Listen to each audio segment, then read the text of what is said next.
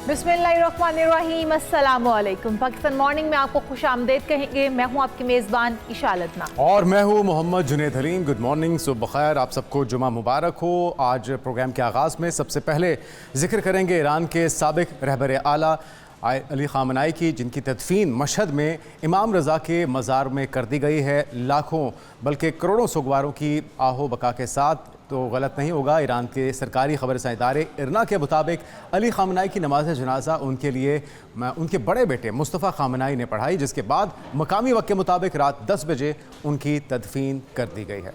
Ayatollah ख़ामनेई की तदफीन उनकी वसीयत और रिश्तेदारों की तजवीज़ के मुताबिक की गई है और वो चाहते थे कि मशहद में इमाम रज़ा के मज़ार पर उन्हें दफनाया जाए। मशहद का मतलब है जाए मदफन यानी शहीद, और उसी मुनासबत से उसे मशहद रज़ा कहा जाता है। मशहद में इमाम रज़ा के रोज़े की सदियों पुरानी और तवील तारीख़ है और ईरान आने वाले जो 90% गैर मुल्कियों की जो ईरान आमद है उसका मकसद भी रोज़ा इमाम की ज़ियारत होता है।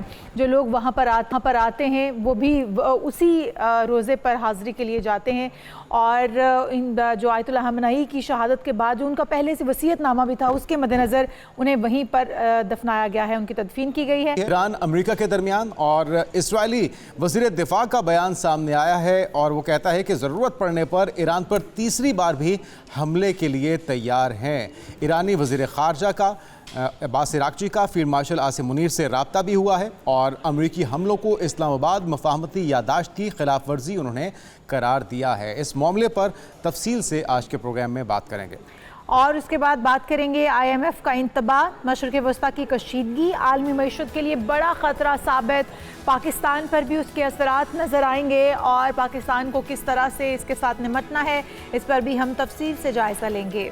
जी हाँ, फिर बात होगी लाहौर में एक अफसोसनाक वाक़े की। लाहौर में निजी ट्यूशन सेंटर से तालिबा की लाश बरामद हुई है, जिसकी तहकीकात का आगाज़ कर दिया गया है। ये मामला क्या है? बच्ची की मौत कत्ल थी या फिर हादसा? हक़ाइक़ पोस्टमार्टम से वाज़े होंगे, पुलिस की तरफ से बताया गया है। तो अब पोस्टमार्टम रिपोर्ट का इंतज़ार है, लेकिन हमारे साथ हमारे क्राइम रिपोर्टर होंगे और उनसे तमाम पहलुओं पर इस सानहे के हम तफसीलात भी लेंगे और आप तक पहुँचाएँगे। और उसके बाद बात करेंगे लाहौर ट्रैफिक पुलिस ने artificial intelligence based drone traffic monitoring and surveillance system का आगाज़ कर दिया है। इसमें कितनी बड़ी पेशरफ्त है ये, क्योंकि इससे पहले ई चालान का भी सिस्टम नाफिज किया गया और उसके बाद अब आर्टिफिशियल इंटेलिजेंस बेस्ड ड्रोन से भी सर्वेलेंस की जाएगी। हमारे साथ माहिरीन मौजूद होंगे, हम उनसे उनकी राय जानेंगे। बिल्कुल, और आगाज़ कर लेते हैं आज के अहम मौजू से। और इजराइल जो कि बेताब था, किसी गिद्ध की तरह घात लगाए बैठा था कि किसी तरीके से MOU को वायलेट किया जा सके, तखरीबकारी के ज़रिए लबनान पर हमलों की सूरत में, शाम पर हमलों की सूरत में या फिर ईरान पर हमलों की सूरत में। अब बयान सामने आया है इसराइल के वज़ीर दिफा का और इसराइल कार्ड्स का कहना है कि अगर ज़रूरत पेश आई तो फिर इसराइल ईरान पर पहले से भी ज़्यादा ताकत के साथ दोबारा हमला करने के लिए तैयार है। और दूसरी जानिब हम देख रहे हैं कि इसराइली फ़ौज के सरबराह अयाल ज़मीर ने कहा है कि फ़ौज ईरान और लबनान की सूरत हाल पर मुसलसल नज़र रखे हुए है और किसी भी कार्रवाई के लिए मुकम्मल तौर पर तैयार हैं। और ये बयानात ऐसे वक्त में नाज़रीन सामने आ रहे हैं जब अमेरिका और ईरान के दरमियान नई झड़पों के बाद खित्ते में एक बार फिर से मुकम्मल जंग के खदशात बढ़ चुके हैं। बिल्कुल जी, और इजरायली वज़ीर दिफा इजराइल का कॉटेज ने भी इस पर एयरबेस पर मुनाकिदा एक फ़ौजी तकरीब से खिताब करते हुए कहा है कि इजरायली फ़ौज ईरान के खिलाफ दोबारा फ़ौजी कार्रवाई के लिए भी मुकम्मल तौर पर तैयार है। एक तरफ जो है वो अमेरिका तैयार है, दूसरी तरफ इजराइल तैयार है और तनहा ईरान भी अपनी तरफ से पूरी तैयारी किए बैठा है। हमारे साथ असद हसन साहब मौजूद हैं, सहाफ़ी है अमेरिका से। वेलकम टू शो साहब आपको। और असद साहब, जिस तरह से हम देख रहे थे कि बड़े करीब पहुँच चुके थे मुज़ाकरात टेबल पर आने के लिए, दोनों फ्री कैन रजामंद थे, शराइत भी रख दी गई थी और उन शराइत पर भी किसी तौर पर अमल दरामद हो रहा था। फिर उसके बाद हमने देखा MOU साइन हुआ, 90 रोज़ का वक्त दिया गया, लेकिन उसके बाद फिर वायलेट होता है। अमेरिका की जानिब से इल्ज़ामात लगाए जाते हैं कि ईरान की जानिब से वायलेट किया गया, ईरान के इल्ज़ामात हैं कि अमेरिका की तरफ से पहले शरारत की जाती है। और अब हम देख रहे हैं कि एक बार फिर से भरपूर अंदाज में दोनों तरफ से बयानात भी आ रहे हैं और तैयारी भी मुकम्मल है। आप क्या समझते हैं, अमेरिका के अंदर से इस वक्त डोनाल्ड ट्रंप का साथ देने के लिए उनके इत्तेहादी या अपोजिशन किस तरह से उनका साथ दे रही है, या वो जंग में अब नहीं उतरेंगे क्योंकि मिड टर्म इलेक्शन का भी उन्हें सामना करना पड़ेगा, तो सिर्फ बयानात की हद तक इसको लिया जाए या फिर एक बड़ी जंग जो है वो छिड़ने को तैयार है?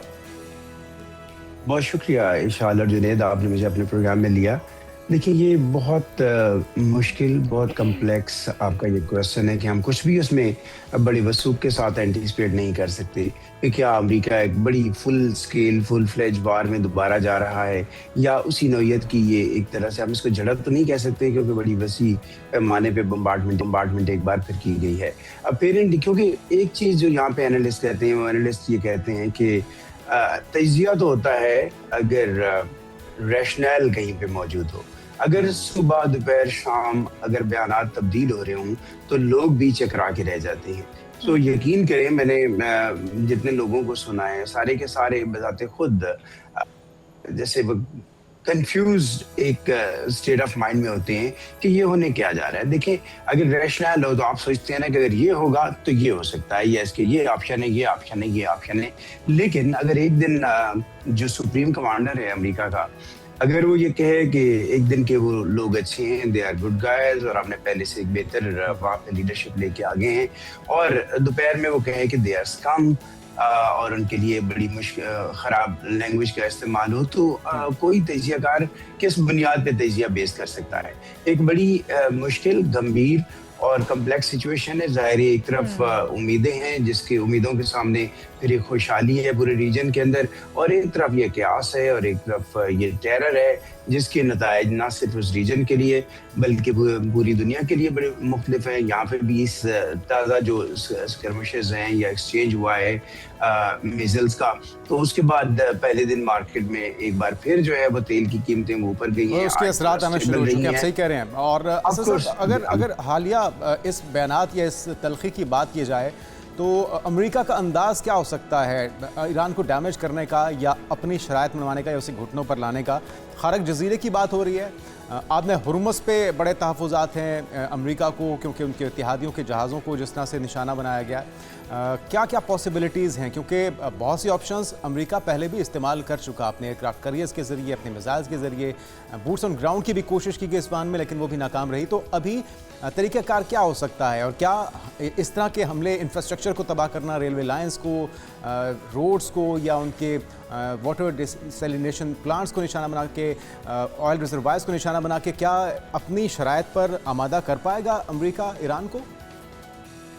देखिए जुनैद, जो एक्सपर्ट्स कह रहे हैं हम उनकी बात करेंगे। ज़ाहिर है हम कोई जंगी माहिर तो बिल्कुल नहीं है, लेकिन जो माहिरीन इस बारे में कह रहे हैं, अमेरिका की ये स्ट्रेटजी ज़रूर है, और ये इन अ वे 47 साल से पहले उसको इकनॉमिकली और डिप्लोमेटिकली आइसोलेट किया गया है तेहरान को, और अब जैसे इसराइल का ख्याल था और प्रेसिडेंट ट्रंप इसराइल के साथ थे कि एक बड़ी बम्बार्डमेंट होगी और मिनटों सेकंडों के अंदर, ज़्यादा से ज़्यादा एक दो हफ्तों के अंदर तमाम अहदाफ हासिल कर लिए जाएंगे, उनको डिसमेंटल कर दिया जाएगा, उनकी जो पासदारान इनकलाब है वो डिसमेंटल हो जाएगी और हम उस पर कंट्रोल कर लेंगे। वो तो हो नहीं सका। अब रहता क्या ऑप्शन है? देखिए, वो सोच के भी इंसान डर जाता है कि अब यानी ये कन्वेंशनल वार तो इन अ वे लड़ ली, जिसमें आपके पास इंटेलिजेंस थी, आपने अपने टारगेट्स तय किए, टारगेट्स को बड़ा एक्यूरेटली आपने निशाना बनाया। इन अ वे आपने जो आपके कागजों में, यानी अमेरिका के कागजों में जो रिजीम चेंज है, यानी शक्लों का की तब्दीली, वो भी आपने करके देख ली, लेकिन उससे तो नताइज हासिल नहीं हुए। पासदारान इनकलाब इंटैक्ट है, उनका पूरा जो सोसाइटी है वो इंटैक्ट है। सो अभी तो अपेरेंटली फिर एक ही ऑप्शन रह जाता है, वो बहुत खतरनाक ऑप्शन है। आप, मैं, हम में से कोई भी नहीं चाहेगा कि वो ऑप्शन कभी इस्तेमाल हो जिसकी पहले सदर ट्रंप जो है वो धमकी दे चुके हैं। उसके अलावा तो कोई नहीं। अल्टीमेटली डिप्लोमेसी, और डिप्लोमेसी के रेफरेंस में अमेरिका पे ये तनकीद होती है कि ये वो फील्ड है जिसमें वो बहुत कमजोर है, और स्पेशली प्रेसिडेंट ट्रंप के इस एरा में वो कहते हैं कि जो दुनिया के 60 बड़े इम्पॉर्टेंट कैपिटल्स हैं, वहाँ पे कैरियर डिप्लोमेट नहीं बैठे हैं। वो पसंदीदा लोग हैं, उनकी कोई ऐसी कैपेबिलिटी नहीं है। और अभी भी ईरान के साथ जो मुज़ाकरात के लिए जो टीम बनाई गई है, प्रेसिडेंट ट्रंप ये समझते हैं कि वो बहुत एक्सपीरियंस और माहिर टीम है, लेकिन उनके क्रिटिक ये जानते हैं कि वो टीम जो है वो कोई हतमी नताइज अमेरिका के लिए नहीं ला सकती। इस जंग को किसी जगह पहुंचा नहीं सकती है, और उसके ऊपर बहुत स्केप्टिसिज्म है। बिल्कुल सही। अच्छा आसिफ साहब, अमेरिका के अंदर की सूरत हाल क्या है? क्योंकि डोनाल्ड ट्रंप जो है वो अभी तक काफ़ी मुखालफत भी उसका भी सामना करते आए हैं। उन्हें अपोजिशन की तरफ से, उनके हिमायतियों की तरफ से भी इस जंग को कबूल नहीं किया जा रहा, पसंद नहीं किया जा रहा, और साथ ही साथ अगर हम आवाम की बात कर लें तो आवाम भी कभी भी अपने टैक्स पेयर का पैसा इसमें झोंकना नहीं चाहेंगे, जो कि किसी की शुरू की हुई जंग है। तो क्या समझते हैं अमेरिका के अंदर के आवाम के तहफ़्फ़ुज़ात क्या हैं, आवाम के सेंटिमेंट्स किस चीज़ के साथ हैं, आवाम क्या चाहते हैं, और जो अपोजिशन है उसका क्या किरदार है इसके अंदर? देखिए, पोल्स में जो एक प्रूवन फैक्ट है हमारे सामने वो ये कि अमेरिका की हालिया तारीख की सबसे गैर मकबूल ये जंग है। तो अमेरिकी अवाम तो इस अक्सरियत उसकी वो तो इसके खिलाफ है। लेकिन अगर हम फिर उसको ज़रा डायसेक्ट करें, जो रिपब्लिकन है, जो रिपब्लिकन सपोर्ट बेस है, या मागा है जो प्रेसिडेंट ट्रम्प के साथ खड़ा है, वहाँ पे सिर्फ 15 से 20% डिक्लाइन है। यानी जो लोग उसको मुकम्मल जंग के पहले दिन जो सपोर्ट कर रहे थे, अब उनमें से भी 15 से 20% कम है, जो कि एक बड़ा नंबर है प्रेसिडेंट ट्रम्प के लिए। लेकिन अब कंसीडरिंग कि जो प्रेसिडेंट ट्रम्प की पर्सनालिटी है, वो कई बार कह चुके हैं कि एक डैम केयर एटीट्यूड होता है, और वैसे भी हम जानते हैं कि ये उनकी दूसरी टर्म है और उसके बाद इम्कानात नहीं है कि वो कंटेस्ट करें। या वैसे तो यहाँ पे पॉसिबिलिटीज में तो बहुत कुछ रखा है। अगर हम जानते हैं जिस खित्ते से हम लोग आए हैं कि वहाँ किस किस तरीके से चीजें तब्दील करके क्या क्या रास्ते निकाले जा सकते हैं, वो ऐसी बहसें तो अभी भी यहाँ पे भी शुरू हो चुकी है। लेकिन अपेरेंटली प्रेसिडेंट ट्रम्प के पास उसका क्या कॉन्सिक्वेंसेस क्या भुगतने पड़ सकते हैं डोनाल्ड ट्रम्प को? क्योंकि डोनाल्ड ट्रम्प की जिस तरह आप भी कह रहे हैं कि ये सेकंड टर्म है और उसके बाद शायद क्या यकीनी तौर पर उनका कोई चांस नहीं है, तो उसके बाद अगर कोई ऐसी बुरी डील होती है जो कि अमेरिका के हक में नहीं है, या अमेरिका को उससे नुकसान भी उठाना पड़ता है, जो कि बहुत ज़्यादा जंग में उठाना भी पड़ा, तो क्या समझते हैं कि जब वो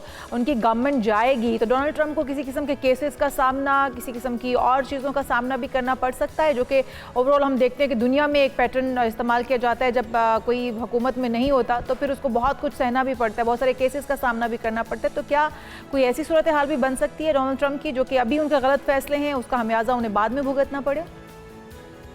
देखिए, जहाँ पे कॉन्स्टिट्यूशनल वायलेशन हो वो ज़ाहिरी तौर पे हो, जैसे अभी ये जंग शुरू हुई तो वो कहते हैं ना कि प्रेसिडेंट ट्रम्प कहते हैं कि मैंने 60 दिन से पहले वाइंड अप कर दी, 60 दिन तक उसको जारी रखना मेरे मैंडेट में है, मैंने वाइंड अप कर दी, और वो उसको तो जंग भी नहीं मानते, वो ये कहते हैं कि ये ऑपरेशन है। सो इसके अंदर टेक्निकलिटीज़ हैं। मुझे नहीं लगता सिवाय इसके कि अभी तक की जो सिचुएशन है, यानी ईरान जंग के ऊपर बेस करके अनटिल अनलेस के बाद में ऐसी बड़ी सर्टिफाइड इंटेलिजेंस रिपोर्ट्स हों जिसमें लगे कि बहुत बड़ी कोई खिलाफ वर्जी हो गई है, तो उस सूरत में ट्रायल हो। लेकिन अदरवाइज हमने देखा है कि विक्टिमाइजेशन से अवॉइड किया जाता है। अब देखो ना, 250 साल की जमहूरी तारीख है जिसको अभी इन्होंने 4 जुलाई को सेलिब्रेट किया है। सो आमतौर पे उस नौयत की विक्टिमाइजेशन नहीं है जैसे हम तरक्की याफ्ता, तरक्की पजीर मुल्कों के अंदर देखते हैं, उसका इम्कान है। अब जैसे पिछला केस बना था वो जेन्युइन था इन अ वे, लेकिन ज़ाहिर प्रेसिडेंट ट्रम्प फिर पावर में आए, उनको इंडेमनिटी है और इख्तियार हासिल है। वो कहते हैं कि जो सीक्रेट जो डॉक्यूमेंट्स हैं ये वो नहीं लेके जा सकते थे, जिसकी बेस के ऊपर वो सबसे बड़ा केस हुआ। बाकी जो फौजदारी मुकदमात हैं इंडिविजुअल्स के, अगर वो सामने आते हैं वो अलग केस है, वो अब भी आ रहे हैं इक्का दुक्का। वो जो क्या नाम था उनका, जेफरी, उनकी फाइल्स के अंदर भी जो मौजूद है, अब उसमें एब्स्टिन फाइल्स के अंदर उनको कुछ फेस करना पड़ता है, तो वो अलग है। लेकिन ऐसी चीजें जो उन्होंने बतौर सदर यहाँ पे की, और अगर उनको एंडोर्समेंट थी अपनी कैबिनेट की और एंडोर्समेंट थी उनको अपनी रिपब्लिकन पार्टी की जानिब से, तो फिर इस बात का इम्कान नहीं है कि इस बात के ऊपर उनको ट्रायल किया जाए। ये जो तीसरी लहर है असद साहब, अमेरिका के इजराइल के ईरान पर हमलों की, इसमें थोड़ी सी एक चेंज ये देखा जा रहा है कि वो नेटो ममालिक जो कि अब तक बड़ी शिद्दत से मुखालफत कर रहे थे इस जंग की, अपनी फोर्सेस को भी उन्होंने नहीं भिजवाया था, लेकिन एटलीस्ट बयानात की हद तक हमने देखा कि अनकरा में जब नेटो का इजलास है तो उन्होंने इसको ज़रूरी करार दिया है। वो इसकी हिमायत कर रहे हैं कि इस वक्त जो ईरान की जारियत है या ईरान का तरीक़ाकार है, उससे इस वक्त अल्टीमेटली पूरी दुनिया या उनकी तेल की तरसील, उनके मुल्कों में महंगाई की सूरत में तो बहरहाल उन्हें इसके असरात का सामना करना पड़ रहा है। तो आपको लगता है कि ईरान कहीं ना कहीं एक ज़बरदस्त मौका एमओयू की सूरत में वो भी हाथ से गंवा रहा है अपने सख्तगीर मौक़िफ़ की वजह से, और अगर ये हाथ से निकल जाता है तो फिर ईरान भी कहीं ना कहीं तनहा हो जाएगा? आपको लगता है कि ये जो इस वक्त हमला है उस सूरत में, तो जो हालिया हमले हैं हमने देखा कि सऊदी अरब और कतर के जहाज़ों को निशाना बनाया गया जो कि मसालियत के अंदर बड़े पेश रहे हैं, तो ईरान कहीं ना कहीं अपनी जारहाना पॉलिसी की वजह से अपने हिमायतियों को खोता जा रहा है। देखिए, यूरोप को तो हम उसके हिमायतियों में पहले भी शामिल नहीं कर सकते, लेकिन यूरोप ने डिस्टेंस रखा। अमेरिका से दूर रहना ये भी इन अ वे ईरान के फेवर में था। लेकिन जैसा आप हवाला दे रहे हैं और पिछले दिनों में अगर हम यूरोप के बयान देखें और उसको रीड करें तो ऑफ कोर्स उनको तकलीफ पहुंच रही है। अबनाए हुर्मुज़ की बंदिश जो है वो रिफ्लेक्ट कर रही है वहाँ पे भी उनकी तवानाई की ज़रूरियात पूरी नहीं हो पा रही हैं और उसके नतीजे में महंगाई है तो उसकी एक पोलिटिकल कास्ट तमाम हुकूमतों को देना पड़ रही है। सो मैं ज़ाती तौर पर यह समझता हूँ कि ईरान मौका गंवा रहा है। ईरान शायद एक बड़ी कहना चाहिए गैम्बलिंग में है। ईरान को सुनना चाहिए अपने इत्तेहादियों को और अपने पड़ोसी मुल्कों को, पाकिस्तान को, ईरान को सुनना चाहिए, तुर्की को और इवन कतर को जो मीडिएट करने की कोशिश कर रहे हैं। देखिए अबनाए हुर्मुज़ से ये मामला शुरू हो रहा है ना, मुख्तसर अगर इसको रिकैप करते हैं, वो मुआहदे के बावजूद वो ये चाह रहे हैं कि चलो जिन लोगों ने भी क्रॉस करना है वो हमसे परमिशन लेके जाएं। जो लोग उस पहले से रेडार में नहीं थे उन पे ईरान ने अटैक किया है और उसका जवाब दिया है अमेरिका ने। अब ईरान के फियर्स ये हैं कि अमेरिका एक पैरेलल परमानेंट वहाँ पे अपनी बेसिस ना बना ले और वो हमलाए हुर्मुज़ को इन अ वे डायरेक्टली शक्ली कंट्रोल करता रहे। अच्छा, लेकिन ये जो गैम्बलिंग है ना, दोनों तरफ से गैम्बलिंग है और इसके नतीजे बहुत खतरनाक हो सकते हैं तेहरान के लिए भी, वाशिंगटन। बिल्कुल सही। अच्छा असद साहब, जिस तरह से पाकिस्तान अभी तक बहुत कोशिश करता आया है कि सफारती तौर पर कि पाकिस्तान इन दोनों ममालिक को एक टेबल पर बिठा सके, मुज़ाकरात करवा सके और दोनों के दरमियान जो भी प्रॉब्लम्स हैं उनका हल निकाला जा सके और एक मुआहिदा जो है वो हो सके, लेकिन नहीं हो सका। किसकी जानिब से शरारत की गई, किसकी तरफ से पहल की गई है। इसके बाद अब हम देख रहे हैं अब्बास अरागची, उनकी कॉल आती है फील्ड मार्शल साहब को, पाकिस्तानी फील्ड मार्शल को, और वो कहते हैं कि जी जो MOU इस्लामाबाद में साइन किया गया था उसकी भी खिलाफ वर्जी की गई है अमेरिका की जानिब से। तो क्या समझते हैं पाकिस्तान एक बार फिर से इन दोनों को मुज़ाकरात की टेबल पर लाने में कामयाब हो पाएगा? अमेरिका को राम करना होगा, ईरान को करना होगा, क्या कुछ करना होगा इस बार फिर पाकिस्तान को? देखिए, एक ऑप्टिमिस्ट आदमी की हैसियत से मैं अभी भी ये तवक्को रखता हूँ कि इस एस्केलेशन के बावजूद दोनों बड़ी पार्टियां एक बार फिर वो मुज़ाकरात की मेज़ पे ही आएंगी। वही उसका अल्टीमेट सोल्यूशन है। आप सिविलाइजेशन को मिटाने जाएंगे तो उसके कॉन्सिक्वेंसेस हैं और सिविलाइजेशंस मिटती नहीं है। ये रियलाइजेशन प्रेसिडेंट ट्रंप के कैंप के अंदर भी मौजूद है।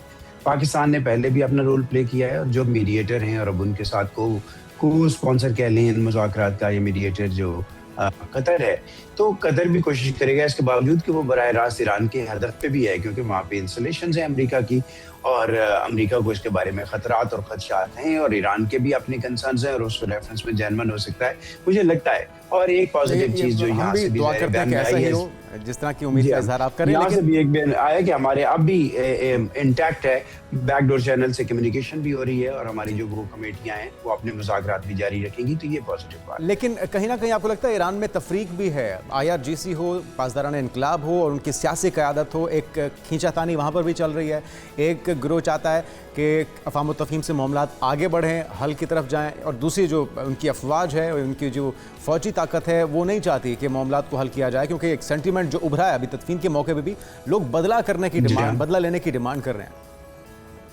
एग्जैक्टली, मैंने भी वो चैंटिंग एंड पोस्टर्स देखे हैं कि बाकायदा इंतकाम लिया जाए, बदला दिया जाए, कत्ल के बदले कत्ल जो एक स्लोगन है। और उसके साथ साथ यहाँ पे एक एस्टैब्लिश न्यूज़पेपर ने ये भी रिपोर्ट किया है कि ईरानियन जो फॉरेन मिनिस्टर हैं, अरागची साहब हैं या प्रेसिडेंट पेज़ेश्कियान हैं, उनको ठीक ठाक फिजिकल लफ्ज़ बड़ा एहतियात से इस्तेमाल करना पड़ेगा। अब्यूज़ तो नहीं, लेकिन लोगों ने उनके ऊपर बाकायदा चढ़ाई की है और वो लोग, बहुत सारे लोग वहाँ पे ईरान के इस डील के खिलाफ हैं। ये भी मुमकिन है कि ये चीज़ें स्टेज पे जाती हैं ताकि अमेरिका को बताया जाए कि ईरान के अंदर ये जो खासतौर पे इस मौके पे सेंटिमेंट्स बहुत ज़्यादा भड़के हैं। जिनकी नवासी उसकी भी तदफीन हुई है, वो जो एक ही फैमिली के उनके सुप्रीम लीडर समेत ये जो जनाजे उठे हैं, उससे लोग बहुत ज़्यादा गम व गुस्से का शिकार हैं और वो डोनाल्ड ट्रंप के, नेतन्याहू के साथ वही सलूक करने का मुतालबा भी कर रहे हैं। बहुत शुक्रिया, असद हसन साहब हमारे साथ मौजूद हैं। उम्मीद करते हैं पाकिस्तान की कोशिशें एक बार फिर से कामयाब हो। बिल्कुल जी, पाकिस्तान को एक बार फिर से कॉल की गई है मीडिएशन के लिए और पाकिस्तान अपना किरदार अदा करता रहेगा। यहाँ पर एक ब्रेक शामिल करते हैं, आप कहीं मर जाएगा, दीगर हम इश्यूज होंगे इस ब्रेक के बाद। हमारे साथ से विदाज़। जी वेलकम बैक। पाकिस्तान इको मुहाफ़िज़ और एक ज़बरदस्त इनकलाब बर्पा किया है इन बच्चियों ने। आइडिया बहुत ही ज़बरदस्त है हमारे वेदर कंडीशंस के लिए, क्लाइमेट चेंजेस के लिए, और साथ में जो हम सैलाब की एक तबाहकारियाँ देखते हैं उसके अंदर भी हमारी दरख्तों की कटाई का, जंगलात की कटाई का एक बड़ा हाथ होता है। तो अब इन्होंने किया क्या, ये हम आपको बताते हैं। ये AI पावर्ड फॉरेस्ट गार्डियन इन्होंने तश्कील दिया है, जो कि मसनूई जहानत से अपना काम करेगा और जदीद टेक्नोलॉजी के जरिए 24 घंटे जंगलात की मुसलसल निगरानी की जाएगी। सुनने में तो ये नामुमकिन लगता है, लेकिन अगर ये हो जाए तो बहुत बड़ा इनकलाब होगा। बिल्कुल, क्योंकि इसके खिलाफ बहुत बड़ा माफिया जो है वो काम कर रहा होता है। इनके लिए दरख्तों की कटाई हो जाए, जंगलों को आग लगाना हो जाए, और इस तरह की और बड़ी मशकूक हरकत हैं जो कि इससे सर्वेलेंस मुमकिन हो पाएगी। और फिर जो इन बच्चों ने सिस्टम एक तैयार किया है जिसके ज़रिए बर वक्त उसकी आपको अलर्ट मैसेज दिया जाएगा, मुतालिका इदारों को बताया जाएगा, और फिर जो भी इस तरह के अनासर हैं उनके गिर्द कटहरा जो है वो तंग किया जाएगा। तो इसके लिए किया जा रहा है, बच्चियां क्या कुछ कर रही हैं। हमारे साथ मौजूद हैं सैयदा अनुशा ज़िया, बानी और CEO हैं इको मुहाफ़िज़ की, और साथ साथ हमारे साथ मौजूद हैं अनीका गुलरेज, शरीक बानी और सस्टेनेबिलिटी लीड हैं। उसके बाद अक्सा सरफराज हैं, शरीक बानी और business development lead. Welcome to show कहेंगे आप तीनों को। और सबसे पहले आ जाएंगे अनुशा आपकी तरफ। अनुशा, आप इसकी बानी और CEO भी हैं, किस तरह से काम करता है ये, और AI को किस तरह से आप इस्तेमाल कर रही हैं अपने लिए, थोड़ा सा हमें एक्सप्लेन कीजिएगा। जी, first of all thank you so much for inviting me to the show. अब अगर बात करूं मैं थोड़े से बैकग्राउंड की कि मैंने इको मुहाफ़िज़ को फाउंड क्यों किया, इसका नाम क्यों इको मुहाफ़िज़ रखा, तो एक छोटा सा हवाला देना चाहूँगी कि बैक इन द जनवरी इन 2026 काफ़ी ज़्यादा वीडियोस वायरल होने लग गई कि इस्लामाबाद में 30 से 40 हज़ार दरख्त कट गए, 800 एकड़ of the forest land had been destroyed in 1 ago. तो मैं और मेरी जो को फाउंडर अनीका गुलरेज, हम बैठे, हम ये पोस्ट देख रहे हो and we kept asking the same question कि how is this still happening. दुनिया भर में AI के थ्रू सर्विलेंस की जाती है फॉरेस्ट की, पाकिस्तान में दरख्त कटी जा रहे हैं, इस हवाले से कोई कुछ कर नहीं रहा, और जब तक हमारी रेलिवेंट अथॉरिटीज़ को रिपोर्ट जाती हैं तब तक दरख्त कट चुके होते हैं। तो यू सी कि डैमेज तो उस टाइम तक हो चुका होता है। तो हमने कहा कि हम क्यों ना एक ऐसी टेक्नोलॉजी बनाएं जिसमें ऐसी स्मार्ट डिवाइसेस हों जो कि दरख्त कटने से पहले ही एक अलर्ट जारी कर दें। इसी सवाल के साथ स्टार्ट हुआ इको मुहाफ़िज़। तो Eco Muhafiz is Pakistan first forest monitoring AI powered forest monitoring and carbon verification platform. काम इस तरह से करता है कि बेसिकली एक अकूस्टिक मॉनिटरिंग सिस्टम है जो कि जंगलात में किसी किस्म की जो इलीगल एक्टिविटी होती है, उसकी जो साउंड होती है, उसको डिटेक्ट करके हमारी जो रेलिवेंट अथॉरिटीज़ होती हैं उनको एक इंस्टेंट अलर्ट भेज देता है। फॉर एग्जांपल, कोई चेन सॉ, कोई एक्स, कोई गन शॉट, कोई भी आवाज़ चलती है, रेंजर्स को एक इंस्टेंट अलर्ट आ जाती है उनके डैशबोर्ड पे। उनकी जितने फॉरेस्ट रेंजर्स हैं उनको फ़ौरन पता चल जाएगा कि आपके पास इस एरिया में इतनी ज़्यादा इलीगल लॉगिंग हो रही है, एक्टिविटी स्टार्ट होने लगी है। उससे पहले कि एक सिंगल ट्री हमारे पास गिरे, दरख्त हमारे जंगलात को नुकसान हो, हमें फौरी तौर पर एक अलर्ट आ जाती है। दूसरी चीज़ ये इको मुहाफ़िज़ की जो कि इसको बाकी तमाम डिवाइसेस से मुनफरिद बनाती है, वो ये कि ना सिर्फ के इलीगल लॉगिंग को कंट्रोल करता है बल्कि the same device it monitors the biodiversity as well. हमारी यही जो डिवाइस है इको मुहाफ़िज़, ये बेसिकली फॉरेस्ट में बर्ड स्पीशीज़ को, वाइल्ड लाइफ को, बायोडाइवर्सिटी को मॉनिटर करती है। तो ना सिर्फ हम इलीगल लॉगिंग को कंट्रोल कर रहे हैं बल्कि पाकिस्तान का एक पहला लाइव मैप बना रहे हैं जो कि आपको ये भी बताएगा कि जंगलात में जो हमारी वाइल्ड लाइफ है वो उसको किस तरीके से हम प्रोटेक्ट करें। बहुत ही ज़बरदस्त आइडिया है। और अनीका, अभी तक तो एक ख्याली दुनिया की बात ही लग रही है, अगर इस सब पे आपने वाकई में काम कर लिया है तो एक बहुत बड़ी रेवोल्यूशन भी है। अनीका, आप ज़रा बताइएगा कि ये एक डिवाइस कितने रेडियस को कवर करती है, इसकी अफोर्डेबिलिटी कितनी मालियत में है, अगर कोई इंडिविजुअली करना चाहे क्या वो भी इसमें कर सकता है, और अभी इब्तदाई तौर पे जो आपके रिजल्ट्स हैं वो कितने एक्यूरेट हैं जो अभी तक आप जिस पे काम कर रहे हैं? जी, thank you so much for having us. Secondly, अच्छा, अगर इसकी अफोर्डेबिलिटी की बात की जाए तो ये लो कॉस्ट डिवाइस है और सोलर पावर पे चलती है, इस इलेक्ट्रिसिटी की उस तरीके से ज़रूरत नहीं है। अच्छा। एंड ऑल्सो अगर रेडियस की और एरिया कवरेज की बात करें तो ये 300 मीटर के रेडियस को कवर करती है, which is about 20 hectares of land. तो इसकी रेंज भी काफ़ी अच्छी है। ये वो रेंज है जो हमने फील्ड में टेस्ट की है। थ्योरेटिकली हम क्लेम करने को तो 500 मीटर्स भी क्लेम कर सकते थे, बिकॉज हमने इसमें सारी best microphones and best sensor लगाए हैं, अकूस्टिक सेंसर्स। बट जब हमने फील्ड में टेस्ट किया तो ये वो रेंज है जो हमें फील्ड में वहाँ पे और इसको टेस्ट इंटरनेट करने की ज़रूरत भी ज़रूरत रहेगी, इंटरनेट के साथ वाईफाई के साथ चलेगा ये? जी, लेकिन हमने इसमें ऐसी टेक्नोलॉजी इस्तेमाल की है कि हर डिवाइस को इंटरनेट की ज़रूरत नहीं है, सिर्फ एक ही जगह पे इंटरनेट की ज़रूरत है, and all the devices are connected with that one device. ज़बरदस्त। अच्छा तो ये आफ्ताब, ऐसा आप मुंफरिद- बताइएगा, आपकी तरफ आते हुए जानना चाहूँगी कि ये डिवाइसेस किस इदारे के साथ कनेक्टेड हैं, किसको मैसेज अलर्ट जाता है और फिर रिस्पांस टाइम उनका कितना है? अभी तक अगर आपने फील्ड में इनको डिवाइसेस को लगा दिया है तो फिर आपने नोटिस किया कि कितने टाइम पीरियड के अंदर अलर्ट जाता है और किस टाइम में रिस्पांस जो है रिस्पांस टीम रिस्पांस करती है? क्योंकि वही बात कि अगर दरख्त कट जाएगा, कोई एक भी दरख्त कट जाएगा तो नुकसान तो हो चुका, उसके बाद अगर अलर्ट मैसेज या उसके बाद टीम्स अलर्ट भी होती हैं तो उसका फ़ायदा उस तरह से नहीं होगा। ये भी बताइएगा, और किन इदारों के साथ आपका कोलैबोरेशन है इसके अंदर? आप लोग ने इनवाइट किया है। ये बेसिकली हम लोग ने मिनिस्ट्री ऑफ क्लाइमेट के साथ हम लोग की कोलैबोरेशन चल रही है और डिफरेंट कुछ इदारों के साथ हमारी चल रही है, जैसे कि CTO हो गया। तो हम लोग चाह रहे हैं कि हमारी ये जो डिवाइस है ये मैग्ना रेल्स वाली साइड पे जाए और फिर इस तरीके से डिफरेंट प्रोविंसेस की तरफ मूव ऑन होती जाए, क्योंकि हमारा जो मेन मकसद है कि हमने दरख्त की प्रोटेक्शन करनी है। हम दरख्त तो लगा लेते हैं पर दरख्त की प्रोटेक्शन नहीं करते। तो दरख्त की प्रोटेक्शन करने के लिए इकोमॉर्फिस बहुत ज़्यादा मौसर है, ठीक है। इकोमॉर्फिस का काम बहुत ज़्यादा मतलब इस स्पेस पे असरअंदाज होता है। तो हम लोग चाह रहे हैं कि इसको हम बड़े लेवल पे स्केल करते जाएं, मतलब पंजाब से स्टार्ट करें फिर डिफरेंट प्रोविंसेस पे चलते जाएं हम लोग। तो बहुत ही ज़बरदस्त काम है। अच्छा, जिस तरह से हम देख रहे हैं आप लोगों ने इस पर काफ़ी काम कर लिया है, लेकिन इसको पूरी पाकिस्तान में इम्प्लीमेंट करने के लिए भी बहुत कुछ करना होगा।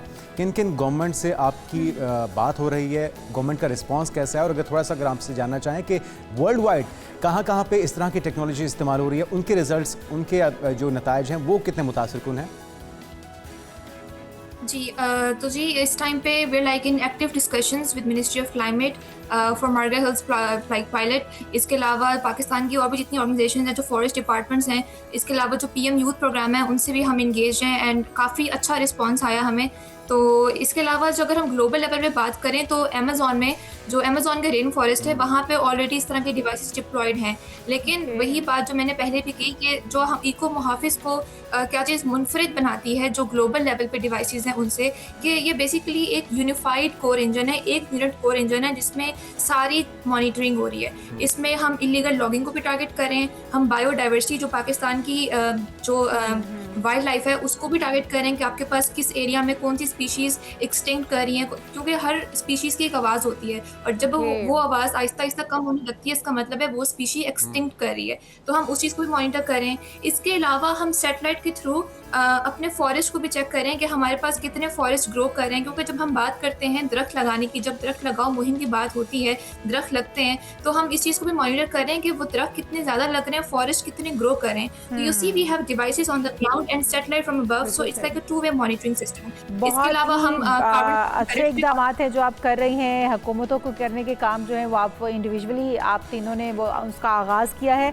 और बहुत मुबारकबाद हमारी तरफ से। ये इको मुहाफिज जो प्रोग्राम आप लेकर आई हैं, जो डिवाइसेस आपने बनाई हैं, यकीनी तौर पर हमारे माहौल को भी महफूज बनाएंगी। इन तमाम जो जंगलात के अंदर तनु हयातियाती तनु है उनको भी आप महफूज बनाएंगी। बहुत शुक्रिया। हमारे साथ मौजूद हैं सैयदा अनुशा ज़िया, अनिका गुलरेज़, अक्सा सरफराज, और हम चाहेंगे कि हुकूमत भी इनके साथ जो है वो इनको मदद अपनी साहम करे ताकि ये बच्चियाँ जो हैं पाकिस्तान के माहौल को बेहतर करने के लिए, पाकिस्तान के माहौल को महफूज बनाने के लिए अपना किरदार अदा कर रही हैं। हम एक ब्रेक लेते हैं नाज़रीन, ब्रेक के बाद दीगर इश्यूज़ पे बात करेंगे। आप हमारे साथ प्रोग्राम में एक बार फिर से आपको खुशामदीद कहेंगे। नाज़रीन, पावर डिवीज़न ने बिजली के प्रोटेक्टेड सार्फिन से मुतालिक पॉलिसी में जो तब्दीली की है वो गर्दिश करती खबरों की सख्ती से तरदीद करते हुए एक अहम वजाहती बयान भी भी जारी कर दिया। उसके ऊपर उन्होंने वो कहते हैं तफसीलात दे रहे हैं कि पावर डिवीज़न ने अपने जारी करदा जो बाकायदा बयान था उसकी जो वजाहत दी है कि प्रोटेक्टेड सार्फिन से मुतालिक हुकूमती पॉलिसी में कोई तब्दीली नहीं की गई है और इस हवाले से सामने आने वाली जो तमाम खबरें हैं